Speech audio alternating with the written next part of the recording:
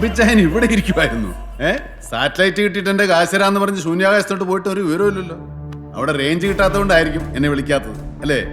ഇന്ന് വൈകുന്നേരം 5 മണിക്കുള്ളിൽ എന്റെ കാശ് തന്നില്ലെങ്കിൽ തന്റെ ആ ഓട്ട ചാനലിൽ കയറിയിരുന്ന് ഇന്ന് വൈകുന്നേരത്തെ 7 മണി ന്യൂസ് ഞാൻ വായിക്കും. ഞാൻ വായിച്ചറിയാവുന്നു. ആകെ അവിടെ കൈപ്പോവും.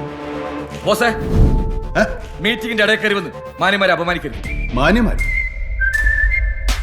ഇവിടെ എവിടെ മാന്യന്മാർ? സെക്രട്ടറിയാ താനടക്കം ഇവിടെ ആരാടോ മാന്യന്മാർ? അതൊക്കെ പോട്ടെ.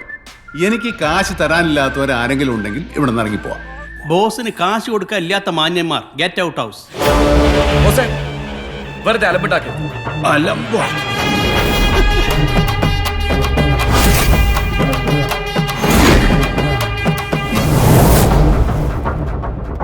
സെക്രട്ടറി, എന്താണ്ട് ആ ഫോണിൽ നോക്കി കുത്തിരിക്കുന്നതിന്റെ സെറ്റിലല്ലാതെ ഞാൻ വേറെ എവിടെയെങ്കിലും കയറി അലമ്പുണ്ടാക്കിയിട്ടുണ്ടോ? ഇല്ല. ഇവൻ ഗ്യാരണ്ടി ആയിട്ട് എഴുത്താൻ സ്ഥലം വെച്ചാൽ പോലും പലിശ ഒക്കത്തില്ല. പിന്നല്ലേ മുതൽ. എന്നിട്ട് ഞാൻ 6 മാസം ഉണ്ടായിരുന്നു. എന്തുകൊണ്ടാ? നിങ്ങൾ നേരത്തെ പറഞ്ഞില്ലേ മാന്യത. അത് കാശ് മേടിച്ച് നക്കിയവനില്ലെങ്കിലും എനിക്കുള്ളത് കൊണ്ടാ. ഏത് മാന്യത?